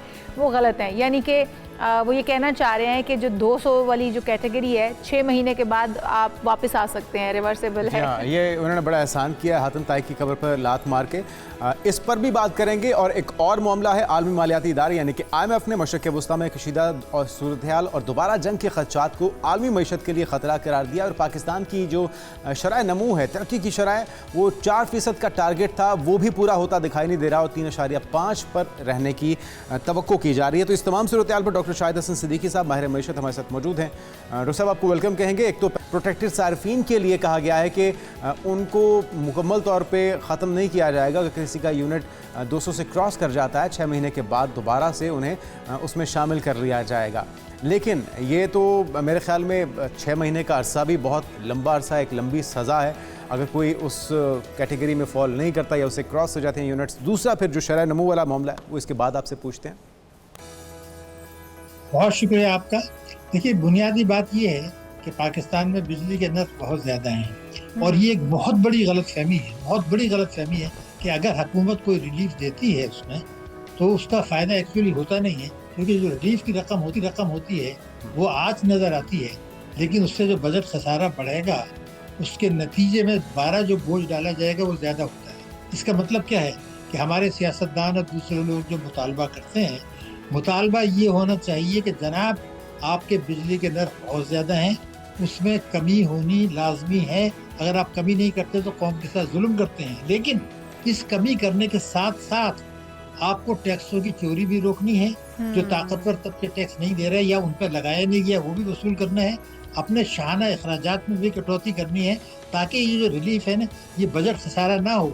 अमलन ये होता है कि 10 रुपए का रिलीफ अगर दिया गया है तो 40 रुपए आवाम से वसूल कर लिए जाते हैं। दूसरे में बिजली का मसला भी यही है, तनख्वाहदार लोगों का भी मसला यही है, और कि जो कुछ रिलीफ देते हैं उससे ज़्यादा आप वसूल कर लेते हैं बजट में और बजट के बाद मुख्तलिफ शक्लों में। तो इसका मतलब मैं बिल्कुल वाज़ेह तौर पे ये चाहता हूँ और आपके पास जो अल्लाह ताला ने इख्तियार दिया है कि आप लोगों को एड्रेस कर सकते हैं, उनको ये बताया जाए कि खाली रिलीफ देना काफ़ी नहीं होता, क्योंकि उससे बजट खसारा बढ़ता है। तो या तो तालीम का बजट कम करते हैं या सेहत का बजट कम करते हैं या तरक्याती अखराजात कम करते हैं। लाजमी होता है। तो नुकसान तो फिर भी आवाम का है। बिल्कुल, नुकसान तो अवाम का है और अवाम उठा भी रही है, अवाम बर्दाश्त भी कर रही है। लेकिन ये जो यूनिट का मामला है इसको किस तरह से हुकूमत जस्टिफाई कर रही है? क्योंकि अगर 6 महीने तक भी किसी का 200 से 1 रुपया भी ऊपर एक यूनिट भी ऊपर चला गया है और वो गलती से ही चाहे चला गया है, उसको 6 महीने तक उस चीज़ की सज़ा दिया जाना और फिर 6 महीने के बाद उसकी कैटेगरी तब्दील किए जाना, ये ज़्यादती नहीं है। एक जो आम दिहाड़ीदार मजदूर है 200 तो शायद उसका भी उससे ऊपर चला जाता होगा, लेकिन जो ये हुकूमत की जानिब से एक अजाब के तौर पर नाजिल किया गया है 6 महीने का टाइम पीरियड के 6 महीने तक वो 200 की कैटेगरी 200 अबव की कैटेगरी में ही आएगा, नहीं समझते कि बहुत बड़ी ज़्यादती है? इसमें कोई शुबे की बात नहीं है, ये जालिमाना इक़दाम है। लेकिन मैं तो इससे आगे जाना चाहता हूँ। इससे जो लोग हमारे मुतवस्सित तबके के हैं, जिसकी खपत इससे ज़्यादा है बिजली की, उनके साथ भी तो जुल्म हो रहा है ना। यानी वो आदमी जिसकी आम तनख्वाह 1 लाख 1.5 लाख तक है, मैं आपको पूरी जिम्मेदारी से बता रहा हूँ, मुल्क में जो महंगाई है, जो किराए खाने पीने की अशिया हैं, 1.5 लाख रुपया तनख्वाह लेने वाला भी उतने ही मुश्किलात का शिकार है। तो जुल्म सिर्फ इनके साथ नहीं हो रहा है, उन सब के साथ जुल्म हो रहा है। तनख्वाहदार तबकों के साथ जुल्म हो रहा है, जिनकी आमदनी कम है, मुतवस्सित तबके। वजह क्या है कि आपने एक अशराफिया का ऐसा निज़ाम बना लिया है कि बिजली के नर्ख बढ़ाएं, पेट्रोल के नर्ख बढ़ाएं, लेकिन आवाम पर टैक्सों का ऐसा बोझ डालते हैं जो मुतवस्सित तबके पर पड़ते हैं। GST, उससे कौन मुतासिर होता है? आवाम। जो अरबपतियों को तो फर्क नहीं पड़ता। पेट्रोलियम लेवी यानी भत्ता, कौन मुतासिर होता है? पैदावारी लागत बढ़ती है, आवाम। बिल्कुल। और हुकूमती ऐवानों के वजीरों मुशीरों के घरों की जो बिजली है वो हमारे टैक्सेस से जाती है, वो एक ढेला भी उस पर खर्च नहीं करते। तो ये अफसोस है। इस पर कौन इस पर अमल करेगा, इस पर तो आने वाला वक्त बताएगा। लेकिन डॉक्टर साहब, जो शरह नमू है उसकी जो टारगेट्स थे वो पहले ही 4% बहुत ही कम था, और अब जो मशरक़ वस्ता की कशीदगी है उसके बायस तो कहा जा रहा है कि 3.5 तक रहेगी। तो इसके असरात क्या होंगे मुल्क की मईशत पर, आम आदमी पर? देखिए मैं आपसे एक बात बता दूं, ये भी एक सियासी खेल हो रहा है। मैं एक आपको फिगर देता हूं ताकि जो लोग आपका प्रोग्राम देख रहे हैं उनको पता चले। आप 1980 से 2022 तक, ये जो आपके 40 से ज्यादा साल हैं, इसमें पाकिस्तान की औसत शरह नमू रही थी 4.5% सालाना। 2022 से अब तक, जब तो जंग नहीं थी ना, तो वो रही है आपकी तकरीबन 2.5%। तो मेरा सिर्फ कहना ये था कि आप अगर 4.5% से कम होती है तो वैसे ही गुर्बत बढ़ती है, तो 4% का तो कोई हदम होता ही नहीं है। अगर आप 4.5% तक ग्रोथ कर रहे थे उन 42 साल से, तो इन 2022 से अब तक क्या मुसीबत आई है। ये भी हम ईरान की जंग को एक्सप्लॉइट कर रहे हैं। हमारे यहाँ, मैं आपको पूरी जिम्मेदारी से बता रहा हूँ, मैंने बहुत रिसर्च की है, हमारे यहाँ जो कुछ हुआ है, तबाही आई है, उसकी वजह यह है कि उसकी आड़ में आपने आवाम के ऊपर बोझ डाला। देखिए पेट्रोलियम लेवी वो कहाँ से कहाँ ले गए, आपको भी पता है, मुझे भी पता है। एक मिसाल मैं आपको दे दूँ, देखिए 2022 का जो साल था, उसमें टोटल पेट्रोलियम लेवी जो पूरी कौम से इकट्ठी हुई थी वो थी 127 अरब रुपए। अब इस साल को जो हदफ रखा है वो 1676 अरब रुपए रखा है, यानी 1500 अरब रुपए आप ये भत्ता आवाम से वसूल कर रहे हैं। क्या ताल्लुक है इसका जंग का? इसलिए कि ये तो आपने जो है 2025 में भी आपने पेट्रोलियम लेवी बढ़ाया था, तो ये जो कुछ हम बढ़ा रहे हैं उसकी आड़ में बढ़ा रहे हैं। उसका असर अगर कहीं पड़ने वाला था आलमी मईशत पर, तो वो सरमायाकारी पे पड़ना था। वो तो आपके पहले नहीं आ रही, तरसीलात पर पड़ना, नहीं जुमला पूरा करूँ, तरसीलात पर पड़ना था। आपको पता है कि इस जून के महीने में और इससे पहले पाकिस्तान में तारीखी हजम की तरसीलात आई हैं, जो खौफ था। तो हमें अपने हालात को सही। देखना और है। इस वक्त इस जंग को जवाब बनाकर एक बार फिर से अवाम का लहू का बहुत शुक्रिया। हमारे साथ मौजूद थे डॉक्टर शाहिद हसन सदीकी साहब, माहिर मईशत। यहाँ पर शामिल करते हैं एक ब्रेक, आप कहीं मर जाएगा से विदा। प्रोग्राम में एक बार फिर से आपको खुशामदीद कहते हैं नाज़रीन। वज़ीर आला पंजाब मरीम नवाज़ का कहना है कि पंजाब में आने वाले दिनों में शदीद गर्मी और बारिशों का इम्कान है। हीट वेव और अर्बन फ्लडिंग का भी खदशा है, तो हुकूमत जो है वो सैलाबी सूरत हाल से निपटने के लिए तैयार है। और वज़ीर आला पंजाब ये भी कहती हैं मरीम नवाज़ साहिबा के सैलाब और मानसून की तैयारियों के हवाले से इजलास से खिताब में उन्होंने कहा कि नहीं चाहते नाअहली से एक भी जान जाए, तो नाम नहीं लेना चाहती, लेकिन कुछ सूबों में बारिश के बाद पानी खड़ा ही रहता है। मतलब वो तनकीद भी कर रही थी, बिल्कुल। आपको पता है बिलावल भुट्टो का जो बयान है वो आज भी हर जुबान ज़िद्द-ए-आम होता है, लेकिन बहरहाल अच्छी मैनेजमेंट होनी चाहिए, वो बाले जान नहीं बनना चाहिए, बारिश रहमत रहे, जहमत ना बन जाए। इसके लिए क्या कुछ किया जा रहा है? Member climate change committee doctor Zainab Naeem साहब हमारे साथ मौजूद हैं। डॉक्टर साहब, अभी इस बार भी अलर्ट्स जारी हो रहे हैं और हम देख रहे हैं कि हर आने वाला जो वेदर है वो पहले से ज़्यादा शदीद होता जा रहा है, मौसम की शिद्दत में इजाफा होता जा रहा है, जो क्लाइमेट चेंज है उसके असरात शिद्दत से देखे जा रहे हैं। तो क्या क्या इकदाम किए जा रहे हैं पंजाब गवर्नमेंट की तरफ से इस सूरत हाल से निपटने के लिए, ख़ास तौर पे जो मानसून का तमाम स्पेल होगा? जी बहुत शुक्रिया। पंजाब हुकूमत की तरफ से जो ड्रेन्स हैं उनको जो है उनकी सफाई और जो नाले वगैरह हैं उनकी सफाई तो की जा रही है। इसके साथ साथ ये भी एहतियात की जा रही है कि रेस्क्यू और ये सारे जो अहम इदारे हैं जो इस सिचुएशन में जो है वो काम कर रहे होते हैं या पानी का निकास जो है वो इंश्योर कर रहे होते हैं, उनके हवाले से भी जो है वो एक डायरेक्शन है, पॉलिसी डायरेक्शन है। और इम्पॉर्टेंट है ये चीज़ कि जब मानसून होती है तो हमें इन इदारों को जो है तैयार रखना चाहिए। इसके साथ साथ जो है ये भी एक अच्छी बात है कि ऑल्दो मानसून शुरू हो चुकी हुई है, क्योंकि एक आध दिन पहले भी लाहौर में बारिश हुई है, पंजाब में जगह जगह बारिशें हो रही हैं, लेकिन हमें ये जो तैयारी है ये पेश की तैयारियां होती हैं जो हमें मानसून से बहुत पहले करनी चाहिए। तो अच्छी बात है, पंजाब हुकूमत ने पिछले साल भी जो है जब सैलाब आया था तो बहुत अच्छा इंतज़ाम किया था, हालांकि बहुत बड़े लेवल का सैलाब था क्योंकि इंडिया की तरफ से भी पानी छोड़ा गया था। तो काफ़ी बेहतर जो पिछले कुछ सालों से अगर हम कंपेयर करें तो काफ़ी इम्प्रूवमेंट हुई है माहौलियात के शोबे में और क्लाइमेट के शोबे में। लेकिन मैं उम्मीद करती हूँ कि जैसे हम सैलाब को ट्रीट करते हैं एज अ क्लाइमेट डिज़ास्टर, वैसे हीट को भी पब्लिक हेल्थ कंसर्न के तौर पर और क्लाइमेट डिज़ास्टर के तौर पर ट्रीट करें, क्योंकि पंजाब हमारी फूड बास्केट है और ज़राअत यहाँ सिर्फ सैलाबों से नहीं बल्कि शदीद गर्मी से भी इम्पैक्ट होती है। बिल्कुल सही।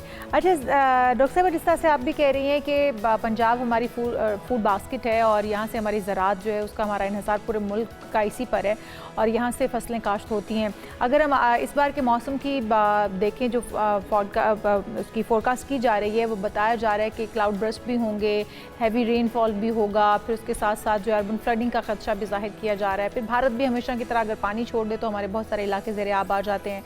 तो इस सूरत हाल से निपटने के लिए हमारे पास क्या मैकेनिज़्म होना चाहिए? आपकी भी मुशावरत होती होगी पंजाब गवर्नमेंट से, आपने इस हवाले से क्या तजावीज़ दी हैं कि किस तरह से हम इन पैटर्न्स के साथ निपटते हुए अपनी काश्तकारी को महफूज बना सकते हैं? बिल्कुल, जब इस तरह का मामला होता है, ख़ास तौर पे कि एल नीनो शुरू हो चुका है, तो एल नीनो के बाद बारिशों की शिद्दत में इजाफा होता है। हाँ, बारिशों के दिनों में कमी हो जाती है, यानी उस तरह से लंबे स्पेल नहीं होते, लेकिन शिद्दत में इजाफा ज़रूर होता है। तो उसके पेश नज़र ख़ास तौर पे ये जो पंजाब, पोटोहार और पहाड़ी इलाके हैं, वहाँ पे चांस ज़्यादा होते हैं क्लाउड बर्स्ट जैसे मामलात हो सकते हैं, क्योंकि ठंडी हवा ऊपर होती है, वो टकराती है, तो अचानक छोटे रेडियस पे ज़्यादा बारिश हो जाती है 100 मिलीमीटर से ऊपर। तो ये मामला होता है वहाँ पे। और पहाड़ी इलाकों में ये भी मसला है कि ज़ाहिर है और कम्युनिटीज़ होती हैं, वो मुश्किलात भी होते हैं, और इसके अलावा सैलाबी रेले पहाड़ियों से भी नीचे आ रहे होते हैं। फिर अगर इंडिया जैसे पानी छोड़ दे तो दरिया भी भर जाता है। तो उसके लिए सबसे अहम बात ये है कि हमारे जो शहर की प्लानिंग है, उसमें जो ड्रेनेज है उसका बहुत अहम किरदार है।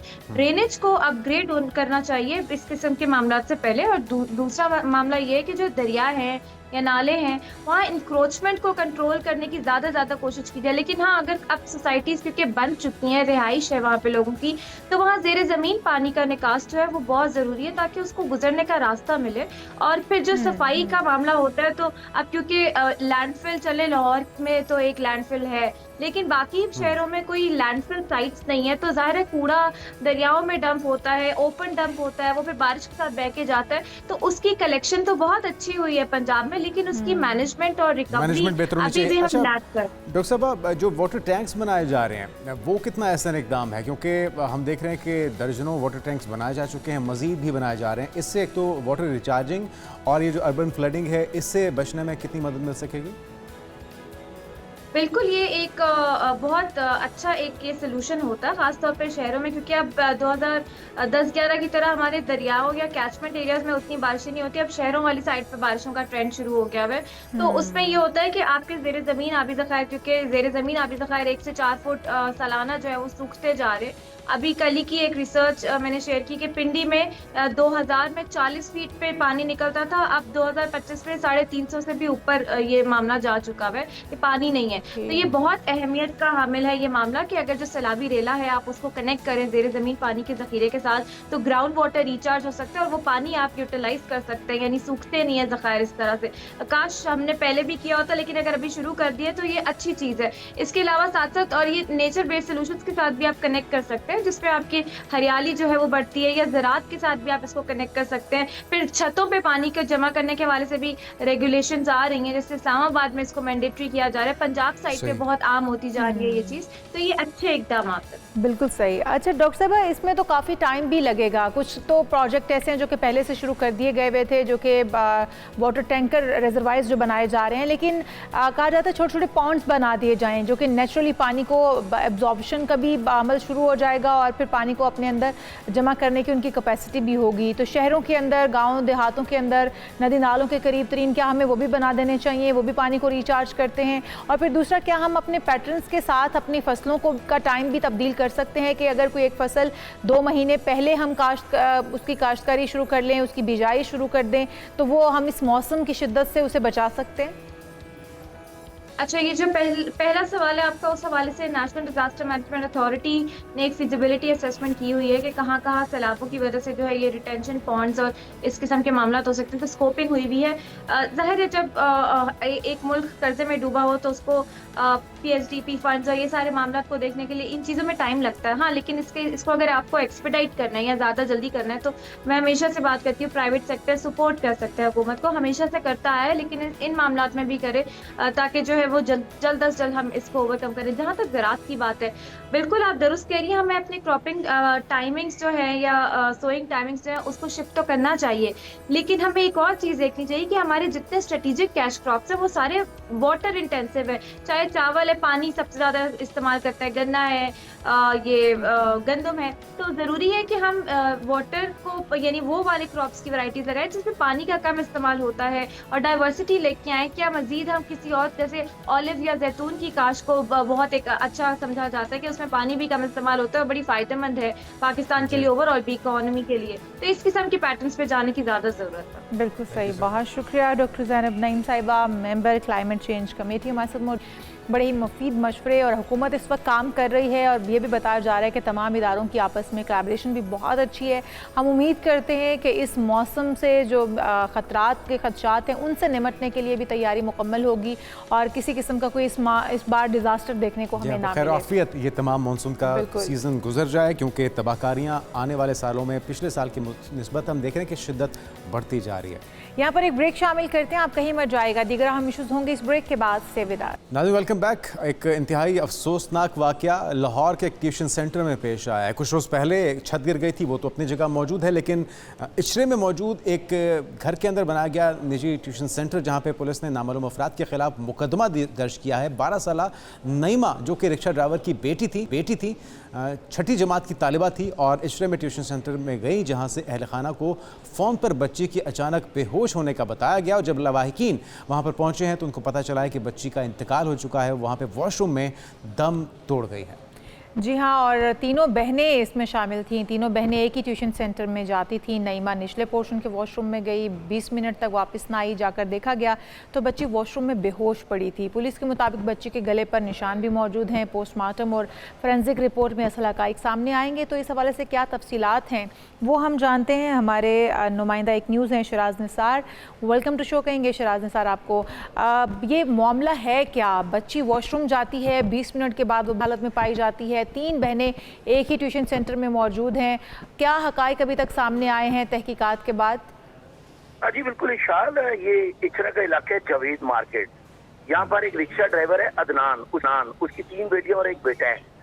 और ये तीनों बहनें जो 14 साला उम्मुल खैर, 12 साला नईमा और 7 साला नाइबा, ये तीनों एक ट्यूशन सेंटर में पढ़ती हैं। और कल 1 बजे ये रूटीन के मुताबिक घर से खाना खाने के बाद ट्यूशन सेंटर जाती हैं।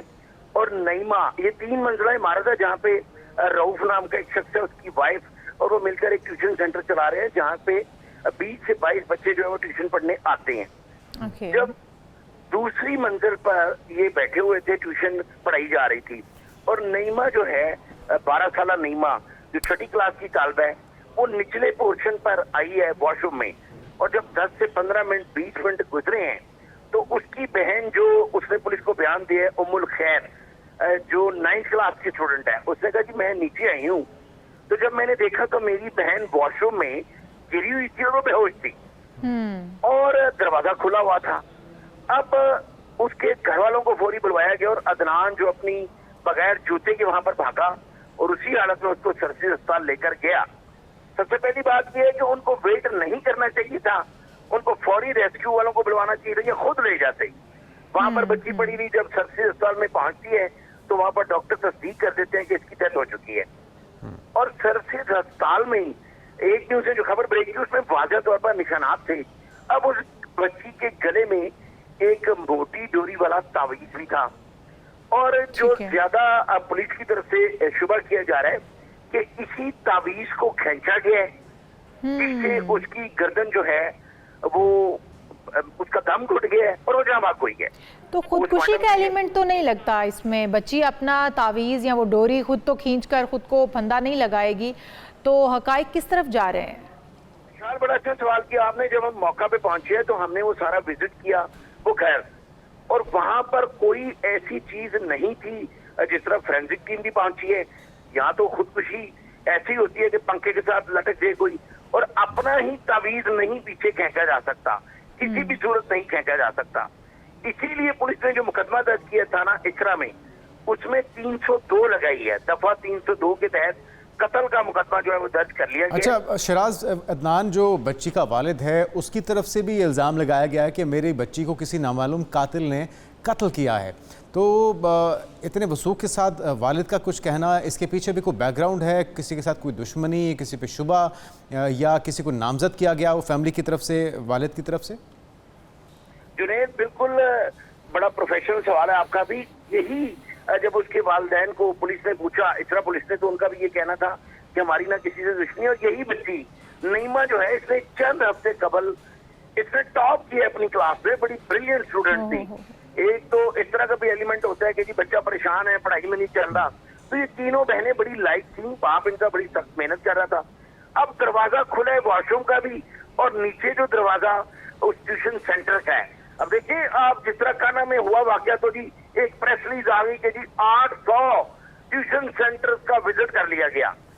सबसे पहले जो SOPs होनी चाहिए, जहाँ पे 20-25 बच्चे पढ़ रहे हैं वहाँ पे कैमरा होना चाहिए और लगा होना चाहिए। कैमरे नहीं है, इस घर में भी कैमरा बिल्कुल, नहीं है। ये सब कुछ होना चाहिए था, लेकिन अभी सब कुछ दारोमदार है फॉरेंसिक रिपोर्ट पे। फॉरेंसिक कहाँ से हो रहा है इस बच्ची की डेड बॉडी का, और ये रिपोर्ट कब तक मंजर-ए-आम पर आएगी जिससे असल हकायक पता चल सके?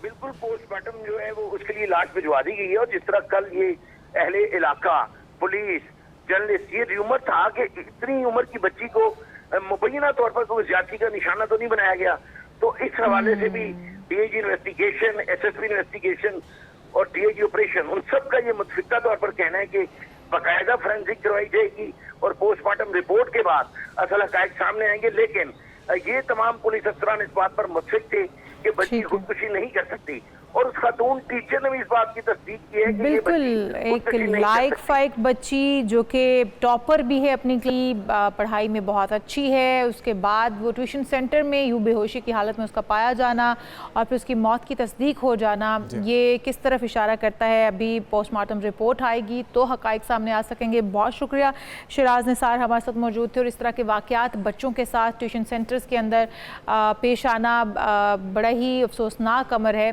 क्योंकि हमारी हुकूमतें काम तो कर रही हैं लेकिन इसके बावजूद बच्चों को सिक्योर एनवायरनमेंट फ्राहम करने में नाकाम नजर आती है। उम्मीद करते हैं कि जो भी जिम्मेदार है उसे ट्रेस आउट किया जाए और करार वाकई सजा दी जाए, उस बच्ची को इंसाफ मिल सके। एक ब्रेक लेते हैं नाज़रीन, एक ब्रेक के बाद हाजिर होते हैं, दीगर इश्यूज़ पर बात होगी। Stay with us. एक बार फिर से आपको खुशामदीद कहते हैं नाज़रीन। और कराची में मतला जुज़वी अबरालूद है, रात के चंद मकामात पर बूंदाबांदी भी हुई है और महकमा मौसमियात के मुताबिक आइंदा 2 रोज़ के दौरान कराची में तेज़ समंदरी हवाएं भी चलने का इम्कान है। मौसम का हवाल भी हम जान लेते हैं। बिल्कुल, रबिया खान हमारे साथ मौजूद हैं। रबिया खान, कल भी हमने देखा कि तेज़ हवाएं चल रही थी, बूंदाबांदी हुई, आज मौसम कैसा है और कब तक ये सूरत हाल जारी रह सकती है?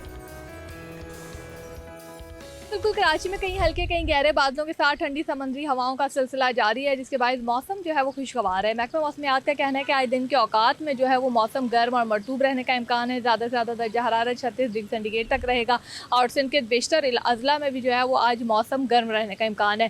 साथ ही महकमा मौसमियात का कहना है कि मानसून के तहत सिंध में या कराची में फ़िलहाल तेज़ बारिश का कोई इम्कान नहीं है। सुबह सवेरे और रात के औकात में जो है वो जुज़वी बरालूद मौसम के साथ जो है वो चंद मकामात पर बूंदाबांदी जो है वो हो सकती है। साथ ही मानसून के हवाले से अगर बात करें तो महकमा मौसमियात का कहना है कि मानसून की बारिशों के लिए कराची वालों को मजीद जो है वो इंतज़ार करना होगा।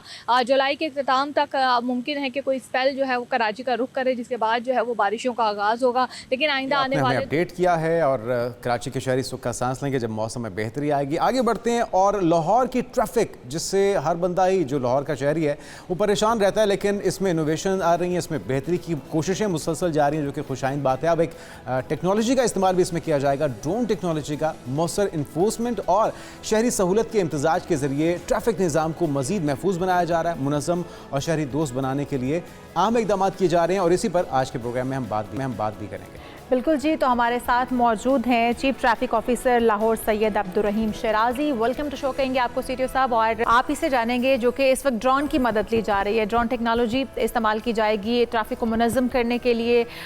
जैम जो हो जाती है ट्रैफिक हमारी मुख्तलिफ मकामात पर चौक हो जाती है, फिर उसके बाद बहुत सारे ऐसे जलसे जुलूस होते हैं जिनको मुकम्मल तौर पर एक मॉनिटरिंग की ज़रूरत होती है, तो ड्रोन की मदद लिया जाना बड़े खुशाइंद है। किस तरह से आप उसकी मदद लेंगे, और अगर किसी चौक चौराहे के अंदर ट्रैफिक ब्लॉक हो जाती है तो ड्रोन वहाँ पर किस तरह से मॉनिटर करते हुए इत्तला फ्राहम करेगा और फिर वहाँ से उस सिचुएशन से निपटा जाएगा? जी बहुत शुक्रिया। मैं शुक्रगुजार हूँ कि आपने क्वेश्चन पूछा। City traffic police is a very progressive unit of Lahore police and Punjab police, और अल्हम्दुलिल्लाह जितनी भी आपको इनोवेशंस पाकिस्तान में ट्रैफिक के हवाले से मिलती हैं वो इनिशियली लाहौर में इंट्रोड्यूस होती हैं। बेशक वो ई चलान्स हो, डिजिटल चलान्स हो, जुवेनाइल परमिट्स हों, वो हमेशा लाहौर से इनिशिएट होती हैं। तो ये हमने ड्रोन यूनिट का, ड्रोन हमारे पास पहले भी थे लेकिन ये हमारे पास state of the art drone आया है। इसमें जो उसकी खादोखाल है मैं बताऊंगा कि आपको हमारे पास लाहौर में तकरीबन 130 चौक पॉइंट्स हैं, और जो रोड इंजीनियरिंग है या ट्रैफिक फ़्लो है उसके अंदर enforcement is just one aspect. इसमें एक बड़ा मेजर एस्पेक्ट होता है कि आपकी रोड इंजीनियरिंग के क्या एस्पेक्ट्स मिसिंग है उसके अंदर। तो हम अब ये कर रहे हैं कि ये जो ड्रोन हमारे पास है इसको हम एयरबॉर्न करके जो वीडियो हमारे पास कैप्चर करेंगे पीक आवर्स में, ऑफ पीक आवर्स में, और हमारे पास दुनिया के जो बेस्ट AI मॉडल्स हैं, LLM मॉडल्स हैं, उनमें हम उन फीड्स को डाल के और हम उनसे जो अपनी इन्फोर्समेंट को बेहतर करने के लिए, और दूसरा जो इंजीनियरिंग के डेफिसिट्स हैं हमारे रोड्स के अंदर वो हम वहाँ से पॉइंट आउट करेंगे ताकि हमारी जो भी डिसीजन मेकिंग हो वो डाटा बेस्ड हो, वो किसी की पर्सनल विम्स या उसके ऊपर ना हो। और जब भी आपको पता है कि जो आपकी डिसीजन मेकिंग है वो डाटा के ऊपर होती है तो वो आपकी जो रूटीन की डिसीजन मेकिंग उससे बेहतर होती है। ये ड्रोन्स जो हैं ये DG का state of the art drone है। इसमें थर्मल इमेजिंग है, पब्लिक एड्रेस सिस्टम है, और फ्लाइंग टाइम ज़्यादा है, हाई एल्टीट्यूड पे जा सकता है, तो ये आपको बड़ा पैनोरामिक व्यू दे सकता है। और दुनिया के इवन स्कैंडिनेवियन कंट्रीज़ में इसकी मदद से लोग अपनी रोड इंजीनियरिंग को और अपनी रोड ट्रैफिक को के फ़्लो को बेहतर करने के लिए वो कर रहे हैं। तो ये लाहौर के जो 6 पुलिसिंग डिविजन्स हैं इसके अंदर हमारी 6 टीम्स इनिशियली स्टार्ट करेंगी। और जिस तरह आपने बात की अगर किसी चौराहे पे ट्रैफिक जैम है या कंजेशन है तो हमारा जो रिस्पांस यूनिट है जो इसको एयरबॉर्न करेगा तो उनके पास वहाँ पर इन्फोर्समेंट के भी मैकेनिज़म्स हैं, हमारे पास रिकवरी ट्रक्स हैं, ब्रेक डाउन ट्रक्स हैं, मैन पावर होगी जो कि उन जाग को करेगी। हम देख रहे हैं विजुअल्स के अंदर शायद साहब आप खुद भी इसको ऑपरेट कर रहे हैं। तो ये एक है तो टेक्निकल काम, तो उसके लिए कितने ऑपरेटर्स होंगे जो इनिशियली इस पे आगाज़ करेंगे और फिर उनकी तादाद बढ़ाई जाती रहेगी? रेंज कितनी होगी? कहाँ पे आपके जो ऑपरेटर्स हैं ये इसको मैनेज कर रहे होंगे? जी, ये बेसिकली हमारा इस समय होता है कि लाहौर में 6 पुलिसिंग डिवीजन हैं। एट दी आउटसेट सिर्फ अभी हम 6 ड्रोन से स्टार्ट कर रहे हैं। ठीक। और आई फिडल विद टेक्नोलॉजी, तो मेरे पास अपना पर्सनल ड्रोन भी है तो आई फ्लाई दैट। तो ये like was a bigger drone, so it was इसको फ्लाई करने से बहुत ज़्यादा इसमें आप ऑब्जेक्ट्स लॉक कर सकते हैं। For example if you see अ बंदा या कोई गाड़ी जो बहुत ज़्यादा ट्रैफिक इंफ्रैक्शंस कर रही है तो उसको लॉक करेंगे तो उसको फॉलो करता रहेगा। तो इसमें बहुत सारे इसमें फंक्शनलिटी, थर्मल इमेजिंग है, again very useful for Lahore. रात के टाइम पे हमारी कमर्शियल व्हीकल्स आते हैं 11 से लेकर सुबह 7 तक, तो उसके अंदर जो गाड़ी जिसकी लाइट्स प्रॉपर टेल लाइट्स नहीं होंगी जो एक्सीडेंट का कॉज करती हैं या जो बहुत ज़्यादा स्मोक इमिटिंग होगी, अच्छा उनको भी पॉइंट आउट किया? जी, उनको पॉइंट आउट करेंगे ताकि लाहौर में आपको पता है स्मोक सीजन अभी स्टार्ट होने वाला है और हमारी जो प्रेपरेशन है वो ऑलरेडी हम गेयर अप हो चुके हैं। लाहौर के जितने 6 एंट्री एग्जिट पॉइंट्स हैं वहाँ पर हमारी रात को पिकेट्स लगती हैं और अभी हम मैनुअली इन चीज़ों को देख रहे हैं, लेकिन हम चाहते हैं कि ज़्यादा टेक्नोलॉजी का इस्तेमाल करें ताकि लाहौर का AQI को बेहतर करने में ट्रैफिक अपना बिल्कुल जो पॉजिटिव रोल है और जो अपना पॉजिटिविटी तो हम देख भी रहे हैं। जो 98% जो इम्प्लायंस है जो अमल दरामद है हेलमेट पहनने का वो हमने देखा है। बसंत के दिनों में जो सेफ्टी वायर्स थी वो एक बड़ा ज़बरदस्त इनिशिएटिव था।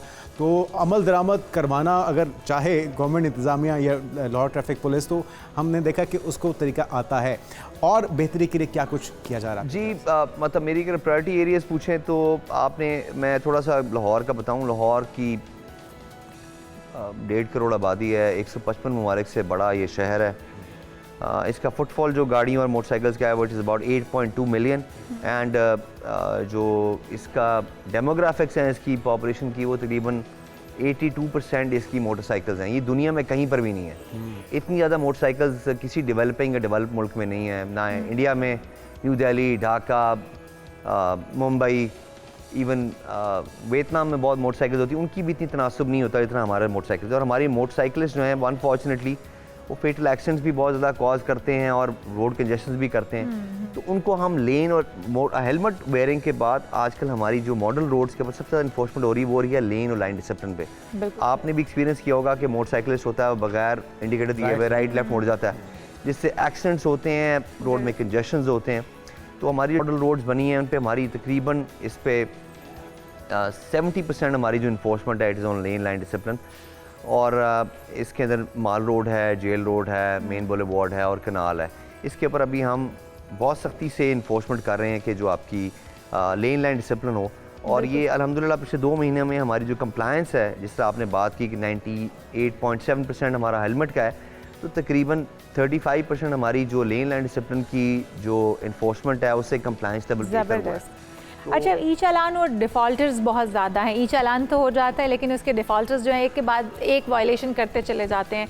ये जो बार बार वायलेट करने वाले हैं या फिर नंबर प्लेट जो गाड़ियों की हैं, बाइक्स की हैं, उनके साथ छेड़खानी करने वाले हैं, उनके लिए क्या मैकेनिज़्म है कि उनको भी इस कटहरे में लाया जा सके, वो हर बार बच जाते हैं? जी मैम, उसमें मैं आपको बताऊँगा कि अनफॉर्चुनेटली सिर्फ लाहौर के अंदर जो मेरे पास लास्ट फिगर था वो तकरीबन 2.9 मिलियन मतलब 29 लाख गाड़ियाँ मोटरसाइकिल्स हैं जिन्होंने तकरीबन 1 करोड़ चालान ई चालान जो सेफ सिटी करती है उनके डिफ़ॉल्टर्स हैं। अच्छा। और उसमें वो गाड़ियाँ जिनके 20,000 चालान हैं वो तकरीबन 3,000 हैं। 10 से ज़्यादा चालान वाली गाड़ियाँ 35,000 हैं और 3,000 चालान वाली गाड़ियाँ तकरीबन 3.5 लाख हैं। जो मैक्सिमम नंबर ऑफ चालान एक गाड़ी के हैं वो तकरीबन 390 हैं। अच्छा। और वो हमने ब्लैक लिस्ट कराई हुई और गाड़ी हम पकड़ते हैं। लेकिन आपने इस तरह बात की कि बहुत सारे लोग सिस्टम को हुडविंग करने के लिए अपने नंबर्स के साथ फिजेट करते हैं, उसको नंबर को ब्लर कर देंगे या उस नंबर को 6 को 0 बना देंगे, कुछ कर देंगे। तो ऐसी गाड़ियों को हम पकड़ के उनके खिलाफ जो हमारी कोडल रिस्पॉन्सिबिलिटी हम उनके खिलाफ पर्चे देते हैं। वो गाड़ियाँ कॉन्फिस्केट होती हैं, they're impounded, they become a case property और जो बंदा उसको चला रहा होता है उसके खिलाफ क्रिमिनल केस बनता है। तो मैं आपके प्रोग्राम के तवज्जुह से तमाम आपके ऑडियंस को कहूँगा कि मेहरबानी करके प्लीज़ अपनी don't tinker with your number plates, अपनी उसके साथ छेड़खानी ना करें। अच्छा, एक और मामला शिराज साहब, हमने देखा है कि बाज़-औक़ात ये वैसे दोनों की जिम्मेदारी है, बायर की भी और सेलर की, कि अपने नाम पे ट्रांसफ़र करवाए, लेकिन लोग किसी पे ट्रस्ट करते हुए या किसी भी वजह से डिले हो जाता है, ट्रांसफ़र नहीं करवा पाते। तो जिसके जो ख़रीदार है वो चलान करता है, वो वायलेशन करता है, लेकिन जुर्माने आ रहे हैं जो सेलर। मैं इसी से रिलेटेड ये मामला साल चलता रहता है। मेरे अपने भाई के साथ ये हुआ 2012-13 में, उन्होंने गाड़ी सेल की और वो ज़रा किसी वजह से ट्रांसफ़र नहीं करवा पाए। तो अभी कई बार कंप्लेंट करने के बावजूद उसको महकमे एक्साइज को इन्फॉर्म करने के बावजूद मामला हल नहीं हो पाया। उसका क्या सोल्यूशन? जी देखिए, वैसे मोटर व्हीकल ऑर्डिनेंस में कि you have to get a vehicle or an immovable property registered in union in 30 days. So अगर उन्होंने नहीं कराई तो उन्होंने कानून जुर्म किया, आपका भाई उस फाइल को लॉक करा सकते हैं ताकि वो अपने नाम पर करा ही नहीं सकें। ये तो आपने एक गाड़ी की बात की, हमने एक ऐसा बंदा पकड़ा जो कि उसको जब भी हम किसी गाड़ी को पकड़ते हैं तो उसका रजिस्ट्रेशन का जो मालिक होता है उसका सीन ऐसी चेक करते हैं, उस बंदे के नाम पे 1500 गाड़ियाँ और मोटरसाइकिल 1500 गाड़ी 1500 और वो बंदा वो किस्तों पे चीज़ें दे रहा था। तो ये एक बहुत बड़ा हमारे लिए रेड फ्लैग था, बिकॉज ये सिक्योरिटी बहुत बड़ा कंसर्न है। जी। वो गाड़ी मोटरसाइकिल रिक्शा किसी क्राइम में यूज़ हो सकती है। तो हमने जो कंसर्न अथॉरिटीज़ हैं एक्साइज़ की, उनको लिखा कि यार देयर हैज़ टू बी, जिस तरह आप 6 सिमों से ज़्यादा सिम नहीं बना सकती हैं एक बैंक में, एक से ज़्यादा बैंक अकाउंट नहीं बना सकते, तो कोई एक मैकेनिज्म होना जिसमें देखा जाए कि वो बंदा कैसे 1500 गाड़ियाँ और मोटरसाइकिल्स ले सकता है अभी इसमें। तो ये एक बड़ा आपने बात की, बहुत बड़ा हमारे लिए प्रॉब्लम है। फॉर एग्जांपल आपकी गाड़ी थी और एक नंबर पे कई गाड़ियाँ भी चल रही होती हैं। एग्जैक्टली। अच्छा, वो जो क्लोन कार्स हैं उनके ऊपर हमारा बिल्कुल सख्त क्रैकडाउन होता है। रोज़ाना की बुनियाद पे हम 10-20 गाड़ियों भी पकड़ते हैं जिन्होंने, फॉर एग्जांपल अगर आपकी गाड़ी ABC 123 है तो मैंने सिर्फ चालान से बचने के लिए उसी में एक मॉडल पे आपकी गाड़ी का नंबर लगा लिया। तो अगर मैं कोई वॉयलेशन करूँगा तो वो आपको जाएगा और आप कहेंगे भाई ये तो मैंने की नहीं, उसके ऊपर आप कंटेस्ट करेंगे और पता नहीं। तो वो क्लोन कार्स हमने बिल्कुल, वो जो हमारे कैमराज हैं सेफ सिटी के, वो दे कैन आइडेंटिफाई 2 जो हमारे ANPR कैमराज हैं, वो 2 रजिस्ट्रेशन नंबर प्लेट्स अगर पूरे सिस्टम में आ रही हो तो उनको बिल्कुल कर देते हैं, देख कर मेक आउट कि ये ओरिजिनल कौन सी है और इसमें से काउंटरफीट कौन सी है। तो हमें इन्फॉर्म करते हैं और वो गाड़ियाँ हम पकड़ लेते हैं और उनके खिलाफ फिर ऑफकोर्स उनके खिलाफ फॉर्जरी का पर्चा होता है। तो मैं आपके फिर अगेन प्रोग्राम के तवज्जुह से लोगों को कहूँगा, मेहरबानी करके वक्ती ज़हमत से बचने के लिए अपने आप को बड़े इस तरह की हरकत से बाज रहे हैं। अच्छा, थोड़ा सा हमें बताइएगा कि लाहौर में अब हम देख रहे हैं कि एविडेंस बेस्ड चालान हो रहे हैं। मैंने खुद विटनेस किया, मेरे कोई 2-3 चालान हुए थे जब मेरी गाड़ी को रोका गया, और मैंने उसके बाद मैं इस चीज़ को एक्सेप्टेंस नहीं थी कि मैं बेल्ट भी लगा रही हूँ, मैं तो स्पीड भी ओवर नहीं हूँ, तो मेरा चालान किस तरह से हो गया। फिर मुझे पिक्चर्स के साथ बाकायदा डिटेल जो है वो पूरी आई कि मैंने फ़ोन यूज़ किया और एक एमरजेंसी कॉल के लिए मैंने अगर फ़ोन उठाया तो मेरा चालान हो। तो ये अच्छी चीज़ है कि आपको पता होना चाहिए। अगर कोई एक्सेप्टेंस ही नहीं है कि कोई मानने के लिए तैयार नहीं है कि मेरा चालान किस वजह से हो सकता है, ये बड़ी अच्छी बात है जो कि पहले नहीं था। इसको किस तरह से इंश्योर किया जा रहा है? हर जगह पे, हर चौक चौराहे पे हर कैमरा काम करता है और इसी तरह से एविडेंस बेस ही चालान होते हैं? जी मैम, ये देखें कि जब आपने एविडेंस बेस इन्फोर्समेंट देखी तो आपको 2 चीज़ें हुई उससे। एक तो ये कि आप मुतमईन होगी कि आपका चालान ठीक हुआ है, और दूसरा ये कि किसी आपके सबकॉन्शियस में हो गया कि आपने दोबारा वो वॉलेशन नहीं कर। मतलब मैं अपनी एग्जांपल देता हूँ, मेरा 1997 में एक चालान माल रोड पे हुआ था। That is the only challan I ever had in my life, और वो लेन वॉलेशन पे हुआ था, और वो मेरी मसल मेमोरी में ऐसे हुआ हुआ है, एम्बेड हुआ हुआ है कि मैं उसके बाद एटलीस्ट माल रोड पे मैं लेन वॉलेशन नहीं करता। तो ये अभी ना सिर्फ सेफ सिटी के जो चालान आ रहे हैं उसमें जब आपका आता है तो आपका आता है कि ज़ेब्रा क्रॉसिंग आपने क्रॉस की, ओवर स्पीड किया और विद पिक्टोरियल एविडेंस। अब इवन जो हमारे डिजिटल चालान हो रहे हैं, there is a distinction between the e challan और डिजिटल चालान है जो आपका ट्रैफिक वार्डन करता है, तो उनके पास भी अपने मोबाइल फ़ोन पे जो वन ऐप पे होता है वो आपकी जो भी वॉलेशन होगी, फॉर एग्जांपल आप फ़ोन यूज़ कर रही हैं या आपने ओवर स्पीड किया है या आपने ज़ेब्रा क्रॉसिंग को क्रॉस किया है या आपने रेड लाइट जंप की है, तो वो उसका पिक्चर खींच के जो आपको उसका पीस आईडी आती है उसके बाद नीचे उसका लिंक आएगा, टाइनी यूआरएल समथिंग, तो उस पर आप खोलेंगी तो आपको आपने जो भी वॉलेशन की होगी आपको मिल जाएगी। अच्छा, एक और चीज़ भी मैं आपके साथ इसी के साथ मर्ज करना चाहूँगी, स्पीड लिमिट मेंशन नहीं होती है मुख्तलिफ जगहों पर। फिर उसके बाद जब हमें चालान हो जाता है तो आम शहरियों को पता चलता है कि यहाँ पर स्पीड लिमिट ये थी, यानी कि फ्लाईओवर्स पे अगर आप नीचे आ रहे हैं तो उसकी स्पीड लिमिट वहाँ पर मेंशन नहीं होगी, ऊपर जा रहे हैं तो स्पीड लिमिट मेंशन नहीं होगी। ये भी होना बहुत ज़रूरी है जो कि हमारे तहफ़्फ़ुज़ात हैं। तो कैसे पता चले किसी को कि यहाँ पर स्पीड लिमिट क्या है? मैंने पहले कहा कि रोड इंजीनियरिंग जो इंफ्रास्ट्रक्चर है, it is an essential part of enforcement, और आपने बिल्कुल बात की है, ये चीज़ें हम बारहा जो कंसर्न अथॉरिटीज़ हैं जिसमें टीपा, LDA और डिस्ट्रिक्ट एडमिनिस्ट्रेशन उनको बता चुके हैं। फॉर एग्ज़ाम्पल स्पीड लिमिट्स का बिल्कुल आपको पता होना चाहिए कि यहाँ पर अगर ये है तो यहाँ पर 60 किलोमीटर है, यहाँ पर 40 किलोमीटर है, डिस्टेंट पे इतनी है। इससे रिलेटेड है कि बहुत सारे हमारे फ्लाई ओवर्स के ऊपर एक्सीडेंट्स होते हैं और वो चूँकि 3 फुट की उनकी पेमेंट होती है तो वहाँ से हमारे अगर मोटरिस्ट है तो नीचे गिर जाते हैं, उनकी उस बात से डेथ हो जाती है। तो ये बहुत सारे अकबर फ्लाईओवर पे हमने 12 लेटर्स लिखे और अब वो आप अगर देखेंगे तो उसको रीइंफोर्स कर रहे हैं कि वो वहाँ पर उसकी एक कंक्रीट से उसको रीइंफोर्स कर रहे हैं ताकि अगर खुदा न खासा एक्सीडेंट हो भी जाए तो जो मोटरिस्ट है वो नीचे ना 40 फुट नीचे गिर जाए, क्योंकि वहाँ तो it's a short case of death, वो गिरेगा तो उसका नुकसान होगा। तो ये आपने जो बातें बताई हैं जो रोड इंफ्रास्ट्रक्चर के डेफिसिट्स हैं, फॉर एग्जांपल कहीं पर स्पीड लिमिट का निशानदेही नहीं है या अगर कहीं पर लोगों को रोड क्रॉस करने में दिक्कत आ रही है तो हम कहते हैं भाई यहाँ पर पेडेस्ट्रियन ओवरहेड ब्रिज बनाएं, यहाँ पर ज़ेब्रा क्रॉसिंग बनाएं, यहाँ पर स्पीड लिमिट जोन बना दें अगर स्कूल्स हैं या हॉस्पिटल्स हैं, ताकि उनका जो साइनेज है वहाँ पर लगी हो। ज़ेब्रा क्रॉसिंग हमने तो देखी थी अपने बचपन में, हमारे बच्चों ने नहीं देखी है, उनको तो रोड्स बिल्कुल इट्स अगेन वेरी एसेंशियल। आपको भी याद होगा जब हम छोटे थे तो हमारे स्कूल मतलब उस टाइम पे प्राइम टाइम में टीवी में वो आते थे कि जी आपने चलते हुए अपनी गाड़ी की लाइट हाई बीम नहीं करनी, वो कहता था मेरी नज़र आती रोड पे पड़ा हुआ तिनका तो कहते हैं अगले को नज़र नहीं आता। तो वो चीज़ आपके भी और मेरे ज़हन वही चीज़ है। शराजी साहब, आपको बचपन का याद है, हमें भी इस तरह की बहुत सी चीज़ें याद हैं, तो अवेयरनेस भी बड़ी ज़रूरी है। जो आप सज़ाओं को बढ़ा रहे हैं ये भी ज़रूरी है, क्योंकि हमारी जो कौम है, अफसोस के हद करना पड़ता है, सज़ाओं के बगैर हम समझते नहीं हैं, लेकिन उन सज़ाओं पे बहुत से लोग अफोर्ड भी नहीं कर सकते ना। एक बंदे की दिहाड़ी इतनी नहीं है जितना उसके ऊपर चलान आ जाएगा। हमने बहुत से अफसोसनाक वाक़यात भी देखे, लोग अपने रिक्शों को आग लगाते हैं, अपने बाइक्स को आग लगाते हैं, उनके पास पेट्रोल के पैसे नहीं होते जितना उनके पास चलान आ जाता है। तो अवेयरनेस हो, हर बंदे को पता हो कि वो वायलेट कर रहा है, या ये कवानीन पहले नहीं थे जो उसने अब तक की ज़िंदगी गुजारी है, वो सारी चीज़ें नहीं थी, लेकिन अब उस पर जुर्माना होगा। तो इसके लिए आपको लगता है कि अग्रेसिव कैंपेन चलाने की भी ज़रूरत है, चौकों पे, चौराहों पे, स्क्रीन्स के ज़रिए या फ्लैश लाइट्स के ज़रिए। अब जिस तरह ओवर स्पीडिंग है उस पर आप फ़र्ज़ किया 60 आपने कहीं पर लिमिट रखी हुई है, पीछे रोड टूटा हुआ था, ट्रैफिक जैम थी, आपको थोड़ा सा मार्जिन मिला, आपने गाड़ी भगा दी या बाइक भगा दी और आपको 5,000 का या 10,000 का चलान आ गया। तो आप नहीं समझते कि ये बहुत ज़्यादा, इतने ज़्यादा जुर्माने ओवर स्पीडिंग के ऊपर भी नहीं होने चाहिए, और अगर करने ही हैं तो पहले तमाम लोगों को उसके बारे में मुतला भी किया जाए मुख्तलिफ अग्रेसिव कंपेन्स के ज़रिए? जी, आपकी बात बिल्कुल ठीक है। मैंने बात की कि बेसिकली ट्रैफिक रेगुलेशंस को या ट्रैफिक इन्फोर्समेंट के 3 कंपोनेंट्स होते हैं। एक इन्फोर्समेंट जो पुलिस करती है, एक इंजीनियरिंग जो रोड इंजीनियरिंग, और तीसरी एजुकेशन।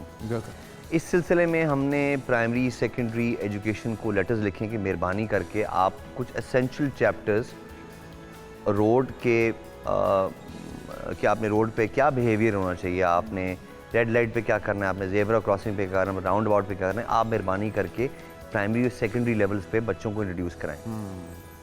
उसके अलावा मैं बहुत सारे स्कूल्स और कॉलेजेस में गया हूँ और उनको बच्चों को, क्योंकि बच्चे जब कॉलेज में होते हैं आपको याद है कि वो बहुत मोटिवेटेड होते हैं, और जब आप बच्चे आपको कोई चीज़ बताते हैं तो आपको पता होता है कि भाई ये मेरे पे एक बहुत बड़ा एक लाइटनिंग रॉड है, इनकी बात नहीं सुननी है। लेकिन जो आपने बात की, अगर किसी को कहते हैं एक लीगल मैक्सिम है कि ignorance of law is no excuse. अगर आपको नहीं पता कि किसी को मर्डर करना है, जुर्म है, आप मर्डर कर देते हैं, तो आप ये नहीं कहते मुझे पता नहीं था मारना।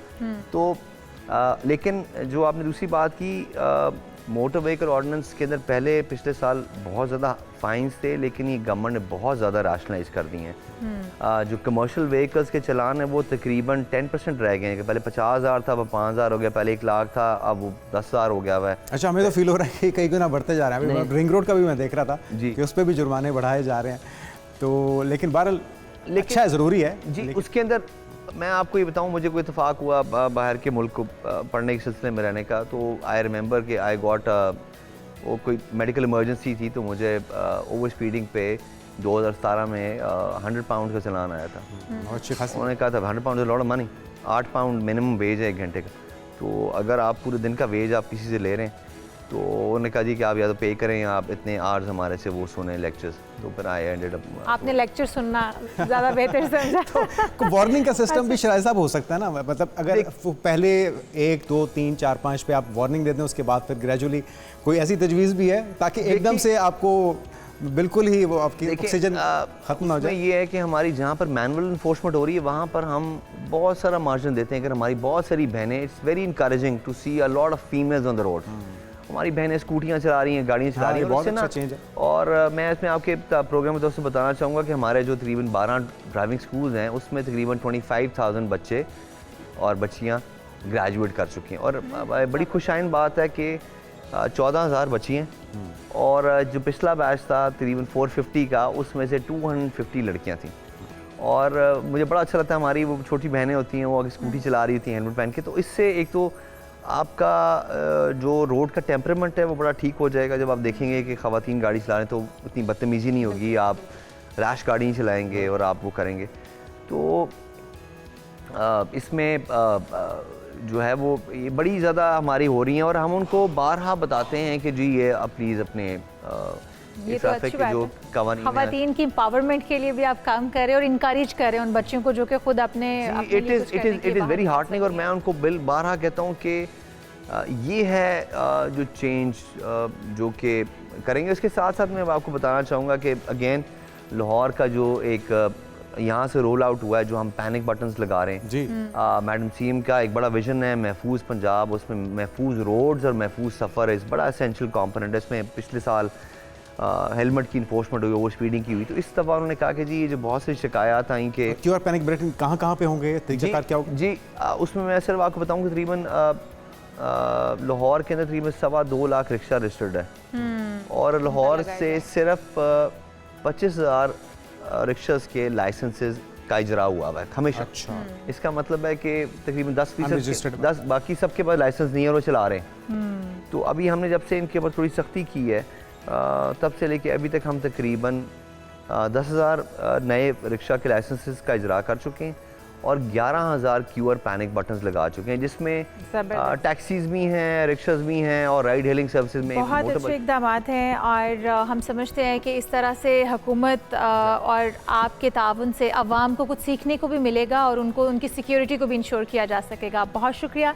Chief traffic officer Lahore Syed Abdul Rahim Shirazi हमारे साथ मौजूद थे। बहुत ही खूबसूरत गुफ्तगू हुई है, और हम समझते हैं कि हमारी जो ट्रैफिक पुलिस है वो हमारी ज़िंदगियों के लिए, हमारी सेफ्टी और सिक्योरिटी को इंश्योर करने के लिए ही रोड्स पर होती है और हमारे लिए ये तमाम प्लान बिल्कुल, और शहर में नज़्म व ज़ब्त दिखाई देगा जो कि खूबसूरत शहर के लिए बहुत ही ज़रूरी है। बिल्कुल जी, प्रोग्राम का वक्त खत्म हो चुका है तो हम आपसे चाहेंगे इजाज़त। आपकी हमारी मुलाकात होगी मंडे को। अपना बहुत सारा ख्याल रखिएगा। अल्लाह हाफ़िज़।